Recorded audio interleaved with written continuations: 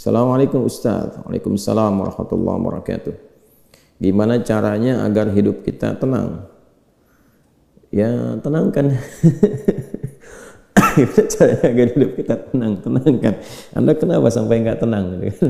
Nggak tenang itu kan perkaranya bisa karena berbuat maksiat. Ya, orang berbuat maksiat, berbuat salah itu pasti nggak tenang. Atau karena, mohon maaf ya, terlalu banyak terbawa oleh urusan dunia, sehingga kehidupannya dipaksa untuk mengerjakan berbagai aktivitas duniawi yang membuat dia terasa lebih sibuk, capek, lelah, sehingga tidak mendapatkan ketenangan yang dimaksudkan. Jadi kalau terlalu banyak ngejar dunia atau juga berbuat maksiat, maksiat dengan ngejar dunia itu berbeda. Ya, kalau maksiat itu sudah otomatis menyalahi ketentuan Allah. Nggak boleh mencuri, nggak boleh korupsi, nggak boleh berbohong. Makanya ketika melakukan, hatinya menolak. Karena di antara makna fitrah itu dan fungsinya adalah cenderung kepada kebaikan. Jadi ada fitrah dalam jiwa kita, di kolbu kita, itu disebut dengan fitrah takwa namanya. Ya, Quran surah 91 Asy-Syams ayat 7-10, wa nafsin wa ma sawwaha fa'alhamaha fujuraha wa taqwaha. Nah, jiwa takwa ini yang mendorong kita selalu pada kebaikan.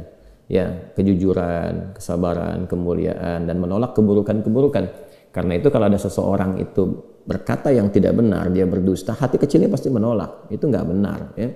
Ada orang mau mencuri, misalnya kan, atau korupsi, misalnya itu terfikir berbuat yang nggak bagus, hatinya pasti menolak. Ada gejolak dalam dirinya. Nah, itu yang membuat dirinya nggak tenang.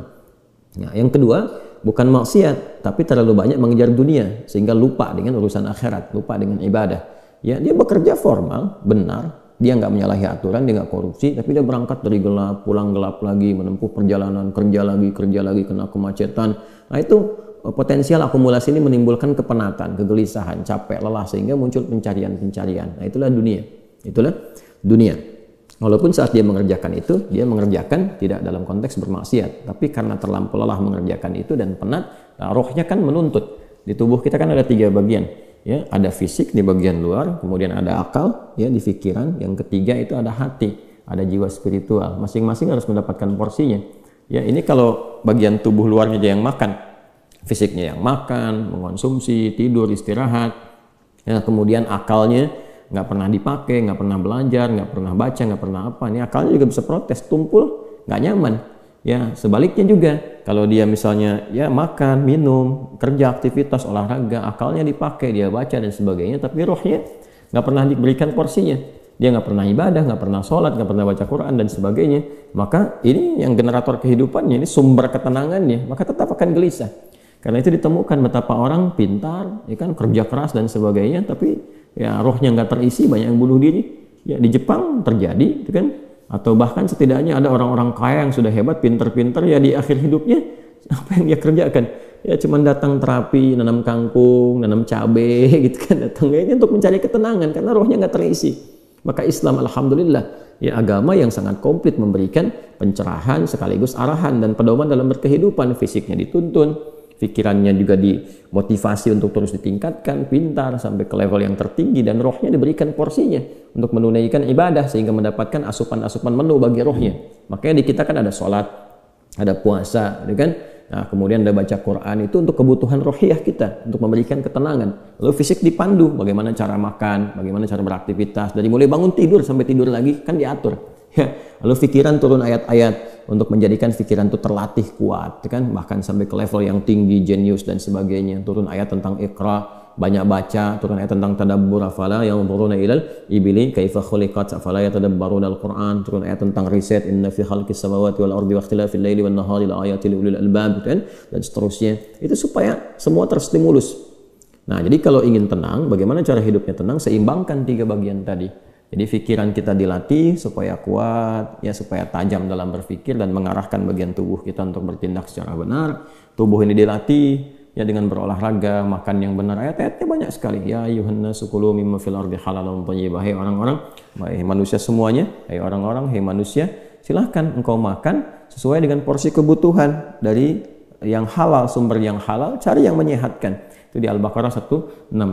Nah, kalau sudah sehat, tubuhnya sehat, dipakai aktivitas, olahraga. Kan banyak hadis-hadis tentang olahraga itu. Alimu auladakum bisibahati warrimaya, kata Nabi, ajarkan anak-anakmu olahraga berenang, atau dengan melentar, atau dengan memanah, atau dengan berkuda. Itu contoh-contoh yang real di era Nabi yang kiranya bisa menyehatkan. Atau kita riset misalnya olahraga apa yang kira-kira menyehatkan, ya, yang senafas dengan tadi jenisnya. Jenisnya bisa berbeda setiap zamannya. Zaman Nabi nggak ditemukan misalnya olahraga futsal, basket, misalkan bola, apalagi jenis-jenis yang sekarang ada banyak atletik dan sebagainya. Tapi kan kita bisa meriset. Oh, ini renang ini apa saja nih manfaat-manfaatnya? Apa nanti olahraga sejenis yang kira-kira yang sama yang bisa dipraktekkan kekinian, atau olahraga yang berbeda tapi manfaatnya sama, melatih otot ini, menyehatkan yang ini, silahkan, walaupun jenisnya nggak sama di era Nabi. Era Nabi misalnya dengan memanah, era sekarang misalnya dengan olahraga menembak, gitu kan, sah-sah saja, silahkan. Yang penting konsentrasinya sama, walaupun dengan alat atau perangkat yang berbeda. Ya, nanti kalau ingin dilatih lagi dengan panahan ya nggak ada masalah. Jangan disimpulkan begini, kalau kalau panahan sunnah, kalau menembak misalnya bid'ah, nah itu sempit dalam berpikirnya, ya. Dan Nabi pun kan visioner. Di zaman Nabi mengatakan, ajarkan anak-anakmu berenang di mana? Di padang pasir, ya kan? Kan tidak mudah mendapatkan tempat renang, ya kan? Nah, tapi kita tarik ke sekarang kan itu visi yang panjang. Kalau di riset, di berenang ini adalah olahraga yang menyehatkan otot ini, otot itu, untuk cedera, untuk saraf kejepit, untuk macam-macam misalnya. Nah, itu sesuatu yang bisa kita riset, lalu kita bisa keluarkan jenis-jenis baru yang mengambil dari manfaat itu. Itulah riset. Nah, terkait dengan ketenangan ini, apa amalan pokoknya? Karena ketenangan bagian dari pikiran yang disupport oleh keadaan jiwa. Jadi intinya di kolbu. Ketenangan itu intinya di kolbu. Jadi kalau kolbunya nggak tenang, hatinya nggak nyaman, hatinya nggak tenang, itu kebawa ke pikiran. Makanya orang-orang yang kena penyakit hati, sekalipun dia sehat tubuhnya, ya, jenius otaknya, tapi kena penyakit hati. Dia kena penyakit iri. Ya, iri kan iri hati. Saya belum pernah dengar iri akal, iri pikiran, ya, atau iri mata, ya, iri kaki, iri tangan, nggak ada. Yang ada iri hati. Ya, dengki misalnya, ria, itu penyakit hati semua. Makanya orang dengki, orang hasad itu pasti hidupnya nggak tenang. Ya, orang berilmu, tapi dia kena penyakit hati, iri kepada orang berilmu yang lain, itu nggak tenang hidupnya. Ya kan? Orang kaya, tapi dia pendengki, kaya terhadap dirinya sendiri, ya, dan dia dengki dengan kekayaan orang lain, itu gak akan tenang. Dia terus pikirin bagaimana melampaui orang itu, bagaimana supaya dia celaka dan sebagainya. Itu yang sangat berbahaya. Maka untuk menenangkan diri itu, amalan-amalannya tidak ada yang lain kecuali meningkatkan ibadah, meningkatkan amal soleh, meningkatkan ketaatan. Semua jenis amal soleh itu di Quran disebut dengan zikir. Disebut dengan apa?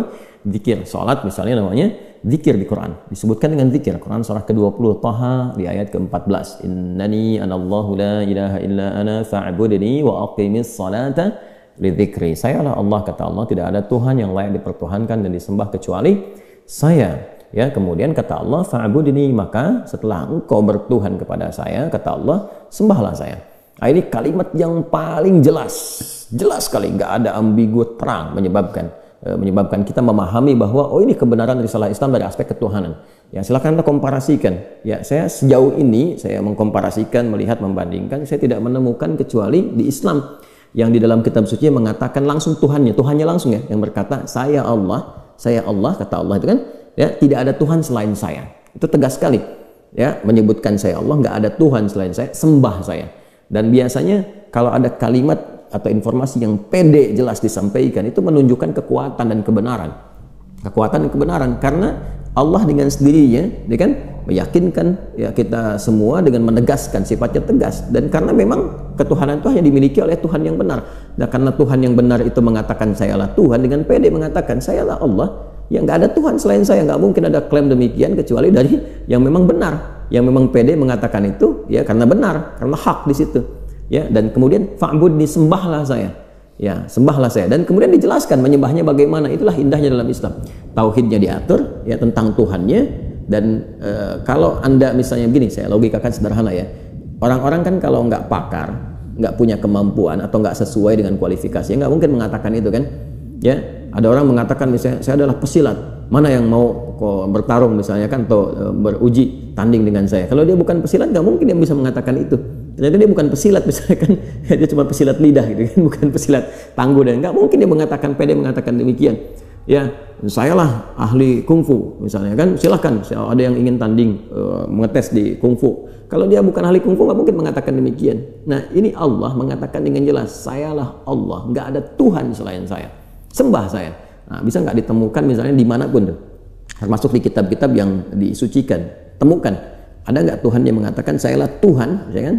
Disebut namanya, sembah saya. Kalimat itu temukan, ya, di Quran jelas. Kemudian fa'budni, sembah saya, wa aqimis shalah, dan tunaikan salat. Cara menyembah saya itu dengan menunaikan salat. Dan diatur. Ini indahnya dalam Islam tuh. Kemudian ditegaskan, saya Allah, saya Tuhan. Kemudian nggak ada Tuhan selain saya, kata Allah. Kemudian sembah saya. Cara menyembahnya pun diatur. Namanya salat. Cara mengerjakannya begini. Ya, lalu ditunjuk, diutuslah Nabi Muhammad SAW untuk mengajarkan dari awal sampai akhir, dari gerakan sampai bacaan, dari mulai hukumnya diajarkan. Ya, dari cara menghadap ke arah mana, kemudian bagaimana caranya, ya, dari mulai berwudunya bahkan sampai dengan selesainya. Ya, ini menunjukkan bahwa risalah agama ini benar. Nggak mungkin kan diada-adakan demikian. Gimana cara bisa merekayasa seperti itu terjadi? Nggak mungkin. Ya, ini dari awal sampai akhir dan nggak ada kreativitas di situ. Nggak ada kreativitas dan semua sama. Ya, orang Arab demikian, yang bukan Arab demikian. Ya, jadi nggak ada ceritanya misalnya di Arab pakai bahasa Arab, di Indonesia pakai bahasa Indonesia. Ya, di Indonesia, di Sumatera pakai bahasa Sumatera misalnya, di Jawa pakai bahasa Jawa. Tidak. Ya, Quran mau dimanapun pakai bahasa Arab, sholat dengan cara yang sama, menghadap ke tempat yang sama. Tapi terkait dengan pertanyaan ini, teruskan ayatnya, wa aqimis sholata lidzikri, tunaikan sholat kepadaku dengan sebagai zikir. Jadi sholat itu disebut dengan zikir. Berdoa juga zikir. Ya, doa juga zikir. Quran surah ke-7 ayat 205. Wadhkur rabbaka fi nafsika tadarruan wa khifatan wa dunal jahri minal qaul, dan berzikirlah, berdoalah maksudnya. Zikir ini doa. Ya, berdoalah, mohon dengan sepenuh jiwamu, dengan ketenangan, gitu kan, mintakan kepada Allah dengan penuh ketenangan. Dan mohon dengan kekhusyuan, mohon dengan penuh harap supaya dikabulkan. Nah, silakan cek, bukankah saat berdoa itu ada ketenangan? Anda punya masalah, alih-alih Anda curhat di media sosial, gitu kan? Nah, kemudian Anda arahkan untuk berdoa dengan cara yang benar. Anda ke kiblat, wudu, minta dengan khusyuk. Bukankah saat berdoa tenang? Ya kan? Bukankah saat sholat itu Anda lebih tenang? Ya kan? Bukankah saat Anda baca Quran lebih tenang? Nah, baca Quran itu disebut dengan zikir karena Qurannya disebut zikir. Quran surah ke-15 ayat 9. Inna nahnu nazzalna dzikra wa inna lahu lahafidhun. Kami telah turunkan Al-Quran sebagai zikir. Nah, Anda itu kalau baca Quran kan lebih tenang. Apalagi kadang terjadi begini, sedang punya masalah, terus kita buka mushaf random, acak tuh dibuka begini, tiba-tiba ayatnya sesuai dengan masalah kita. Nah, baru baca aja udah tenang keadaan jiwanya. Ya, udah menyebut nama Allah baru bismillahirrahmanirrahim, sudah tenang. Ya, Quran surah ke-8 ayat kedua, innamal mu'minuna alladzina idza dzukirallahu wajilat qulubuhum wa idza tuliyat 'alaihim ayatuhu zadatuhum imanan wa 'ala rabbihim yatawakkalun. Jadi orang beriman itu kalau disebutkan nama Allah ada getaran konfirmasi di jiwanya, dan kalau dibacakan pada ayat-ayat Allah bertambah keimanan. Iman itu kan sumber ketenangan. Ya, makanya iman itu berasal dari kata al-aman, ulaika lahumul amnu, kan? Ya, alladzina amanu wa lam yalbisu imanahum bidzulmin, ya ulaika lahumul amnu, orang-orang beriman itu kata Al-Qur'an, dan kalau imannya benar maka akan mendapatkan ketenangan dalam jiwanya. Nah, ini kalau dibacakan Quran ada ketenangan dalam diri kita. Kita dengar orang lain baca Quran aja udah tenang, apalagi kita baca sendiri, ya kan? Apalagi misalnya zikir, ya, zikir. Pasca salat kita berzikir, kan amal lain disebut zikir, itu membuat kita tenang. Subhanallah, alhamdulillah, Allahumma antas salam, istighfar. Quran surah ke-4 An-Nisa ayat 103. فَإِذَا قَضَيْتُمُ الصَّلَاةَ فَاذْكُرُوا اللَّهَ قِيَامًا وَقُعُودًا وَعَلَى جُنُوبِكُمْ. Kalau Anda telah tuntas mengerjakan salat, maka berzikirlah. Ya, subhanallah, alhamdulillah, Allahu akbar, Allahumma antas salam, ya, dari astagfirullah dulu awalnya, kan? Nah, itu membuat diri kita lebih tenang, lebih nyaman. Nah, itu semua amalan tadi disebut dengan zikir. Karena itu disimpulkanlah di Quran surah ke-13 Ar-Ra'd di ayat ke-28 ketika Allah berfirman, ala bi dzikrillahi tatma'innul qulub.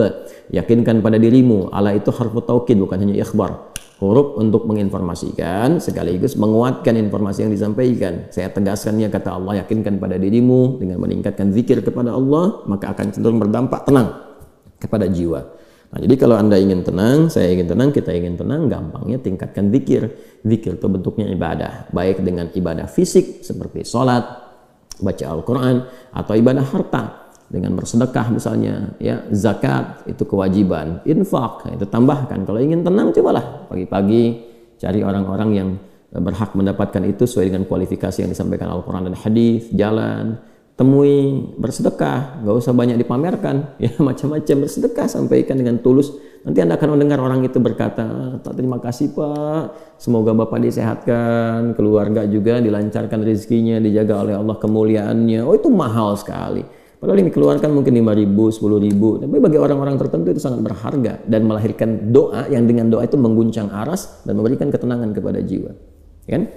Wallahu ta'ala a'lam bis-shawab.